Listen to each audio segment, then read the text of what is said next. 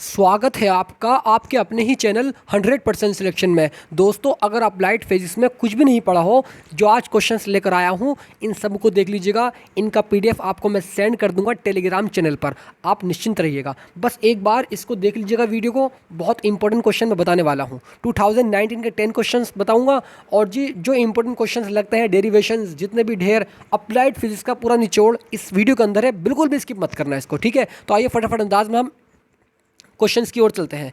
देखिए, सबसे पहला क्वेश्चन 2019 में पूछा गया था कि एक भौतिक राशि का नाम लिखिए जिसकी विमा नहीं होती। तो यहाँ पर हमने लिखा समतलीय कोण। ये समतलीय कोण जो है एक विमाहीन राशि है, ठीक है। नेक्स्ट क्वेश्चन की ओर देखिए, इसमें कहा गया है कि यंग प्रत्यास्था गुणांक के विमीय सूत्र को लिखिए। तो यंग प्रत्यास्था का विमीय गुणांक का जो सूत्र होता है वह ml की पावर -1 t की पावर -2 होता है। तीसरा क्वेश्चन, दो लंबवत सदिश का सदिश गुणनफल होता है a.b = 0। इस बात को आप याद रखेंगे, शून्य होता है, ठीक है। नेक्स्ट क्वेश्चन, ऊष्मा संरक्षण का नेम है, प्रथम नेम है, द्वितीय नेम है। तो डैश डैश डैश करके आया था, तो प्रथम नेम है, इस बात को आप याद रखेंगे। ऊष्मा संरक्षण का प्रथम नियम है, इस बात को आप याद रखेंगे, ठीक है। अब नेक्स्ट क्वेश्चन, पांचवा, जड़त्व आघूर्ण I तथा गुणन त्रिज्या K के बीच संबंध क्या होता है? I = m² होता है, इस बात को आप याद रखेंगे, ठीक है। नेक्स्ट क्वेश्चन की ओर चलते हैं। भू स्थैतिक उपग्रह की पृथ्वी सतह से ऊंचाई लगभग कितनी होती है? 35.786 किलोमीटर लगभग होती है, इस बात को आप याद रखेंगे, ठीक है। नेक्स्ट क्वेश्चन, सारे इंपॉर्टेंट क्वेश्चन है, एकदम रट के चले जाइएगा, डेफिनेटली इनमें से ही पूछे जाना है, ठीक है। असंरक्षित बल का उदाहरण लिखो। तो घर्षण बल होता है, इस बात को आप याद रखें, जिसको हम फ्रिक्शन फोर्स कहते हैं, ठीक है। अब नेक्स्ट क्वेश्चन की ओर चलते हैं। अब यहाँ पर देखिएगा, श्यानता द्रव से होकर स्वतंत्रता पूर्वक गिरते हुए पिंड के सीमांत वेग का सूत्र लिखो। कुछ नहीं होता, बस सिंपल इजी सा है। Vt = 2/9 r²। रो माइनस के सिग्मा बाई श्यानता गुणांक को हम ईटा से नोट करते हैं, ये ईटा है इंटू जी, ये इसका सूत्र होता है, इस बात को आप याद रखेंगे, ठीक है। नेक्स्ट क्वेश्चन की ओर, अगर हम यहाँ पर इसको एनालिसिस करें तो आर, जहाँ पर आर है पिंड की त्रिज्या है, और जहाँ पर रो है उस पिंड का घनत्व है, और जहाँ पर सिग्मा है द्रव का घनत्व है, और जी जहाँ पर है वो पृथ्वी का गुरुत्वाकर्षण है, इस बात को आप याद रखेंगे, ठीक है। नेक्स्ट क्वेश्चन की ओर, प्रतिबल के मात्रक को लिखो। प्रतिबल का मात्रक लिखना है तो F/A होता है, न्यूटन मीटर स्क्वायर हो जाएगा, ठीक है। इस बात न्यूटन प्रति मीटर स्क्वायर हो जाएगा, ठीक है। नेक्स्ट क्वेश्चन की ओर, ये वाला क्वेश्चन, द्रवों में ऊष्मा संरक्षण की विधि का नाम लिखो। संवहन विधि होती है, ठीक है, इस बात को आप याद रखेंगे।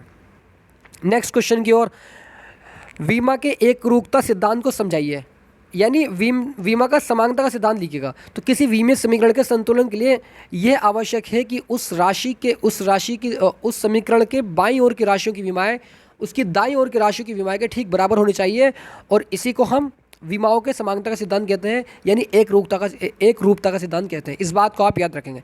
जैसे एग्जाम्पल दे देंगे, यहाँ पर V = U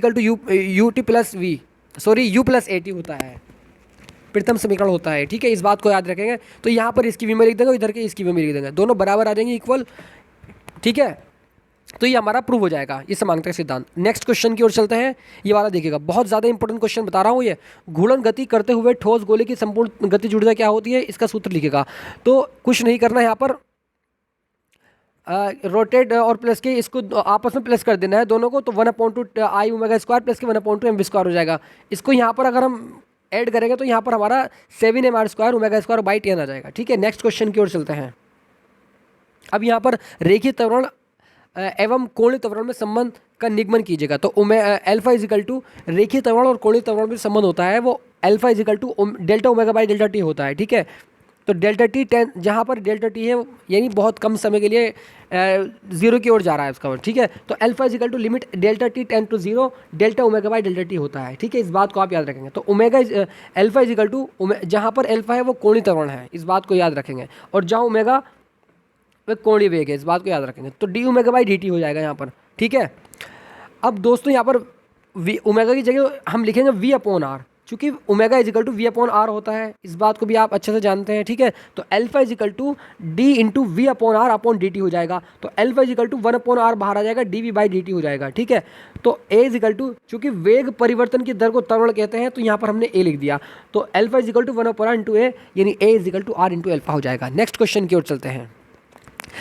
एक 20 किलोग्राम द्रव्यमान का कण 2000 चक्कर प्रति मीटर की दर से 0.20 मीटर व्यास के वृत्त के परितः चक्कर लगा रहा है।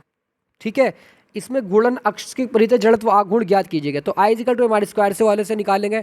एम का मान 20 दे रखा है और आर का मान यहाँ पर 0.10, क्योंकि इसका अगर हम त्रिज्या निकालेंगे व्यास का आधा करेंगे तो त्रिज्या निकल जाएगी, जिसको हम आर कहते हैं। ठीक है, तो 2 यहाँ पर देखिए 2 कह रहा हूँ मैं, 20 इंटू 0.10 का होल स्क्वायर हो जाएगा। इसको यहाँ पर सोल्व करेंगे तो यहाँ पर 0.20 हो जाएगा। ठीक है, नेक्स्ट क्वेश्चन की ओर चलते हैं।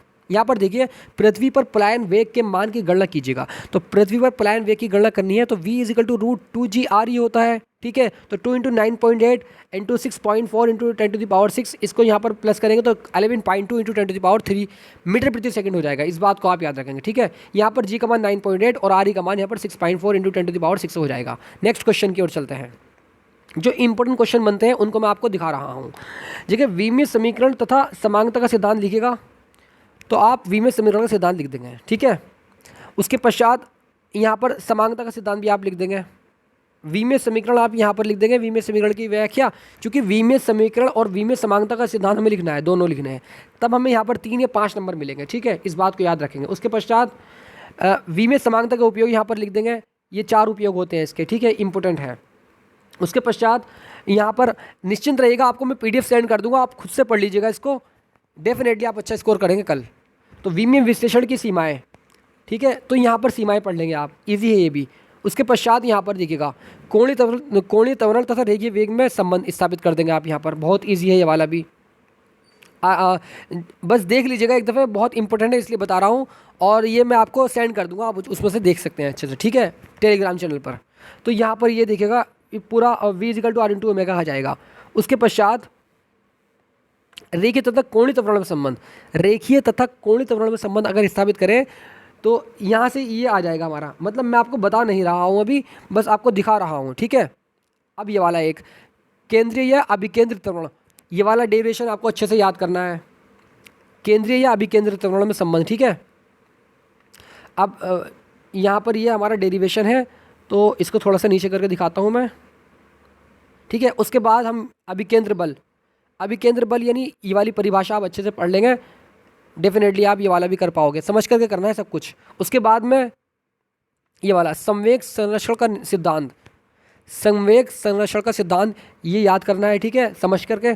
और नेक्स्ट वाला सीमांत घर्षण का नियम, तो सीमांत घर्षण का नियम यहाँ से आप, यहाँ से लेके आप यहाँ तक लिख दीजिएगा, आपको 2 नंबर मिल जाएंगे आराम से। ठीक है, उसके पश्चात जड़त्व आघूर्ण, तो जड़त्व आघूर्ण को आप यहाँ से, जड़त्व आघूर्ण में संबंध जो होता है वो आपको यहाँ पर स्थापित करना है, यहाँ से यहाँ तक लिख देना है। लिखने के पश्चात आपको ये डेरिवेशन करना है। ठीक है, ये वाला डेरिवेशन होता है जड़त्व आघूर्ण का। ठीक है, उसके पश्चात जो I इजिकल टू mr² होता है, I इजिकल टू mr², ये रहा mr²। ठीक है, उसके पश्चात आप यहाँ पर आ जाएंगे घूर्णन त्रिज्या, बहुत ज़्यादा इंपॉर्टेंट है घूर्णन त्रिज्या, ये भी आप अच्छे से पढ़ लेंगे। लंबवत अक्ष की पिरमेय, लंबवत अक्ष की पिरमेय भी बहुत ज़्यादा इंपॉर्टेंट है, ये भी आप अच्छे से पढ़ लेंगे। ठीक है, उसके पश्चात समांतर अक्ष की पिरमेय, समांतर अक्ष की पिरमेय भी बहुत ज़्यादा इंपॉर्टेंट है, ये भी आप अच्छे से पढ़ सकते हैं। बस इसमें डेरिवेशन कुछ नहीं करना, इसकी परिभाषा लिखने के पश्चात I equal to IG plus के MH² हो जाएगा। ठीक है, बस इसका यहाँ पर फिगर बना देना है। उसके पश्चात यहाँ पर क्या करना है, बलाघूर्ण, तो बलाघूर्ण को आप अच्छे से याद कर लेंगे, मतलब इसको समझ करके, और उसका थोड़ा सा डेरिवेशन कर देंगे। ठीक है, tau equal to I into alpha होता है।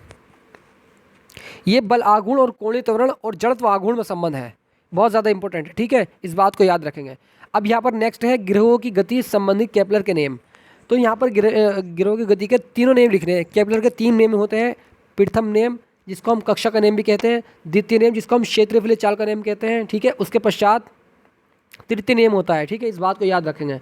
और उसके पश्चात हम यहाँ पर उपग्रह, उपग्रह लिख देंगे, उपग्रह की परिभाषा। ठीक है, उपग्रह के प्रकार लिख देंगे। ठीक है, पलायन वेग लिख देंगे। अगर इसको आप देख लेते हैं एक बार, डेफिनेटली आपका सब याद हो जाएगा, बहुत इजी है, बहुत इजी लैंग्वेज में डिज़ाइन किया है मैंने। ठीक है, इस बात को याद रखेंगे। अब यहाँ पर देखिएगा गुरुत्वीय त्वरण, गुरुत्वीय त्वरण, इसकी परिभाषा लिख देंगे। कक्षीय चाल या पलायन वेग में संबंध, तो कक्षीय चाल और पलायन वेग में संबंध यहाँ पर आप देख सकते हैं, बहुत ईजी है। ठीक है, रोनाल्ड संख्या, तो रोनाल्ड संख्या आप आराम से यहाँ पर लिख सकते हैं, K equal to rho VED by eta होता है, ठीक है, इस बात को याद रखेंगे आप। स्टोक का नेम बहुत ईजी है, इसको भी आप अच्छे से पढ़ करके लिख सकते हैं, ठीक है। फिर उसके बाद में ऊष्मा, ऊष्मा से आप क्या समझते हैं, तो ऊष्मा से यहाँ से लेके यहाँ तक लिख देंगे आप। चालन से आप क्या समझते हैं, ठीक है, इसकी व्याख्या कीजिएगा। इसी प्रकार संवहन की व्याख्या कीजिएगा, विकिरण की व्याख्या कीजिएगा, ये सब आप याद कर लेंगे अच्छे से, ठीक है। उसके पश्चात चालकता गुणांक, तो चालकता गुणांक बहुत ईजी है, आप अच्छे से इसको भी देख सकते हैं, ठीक है।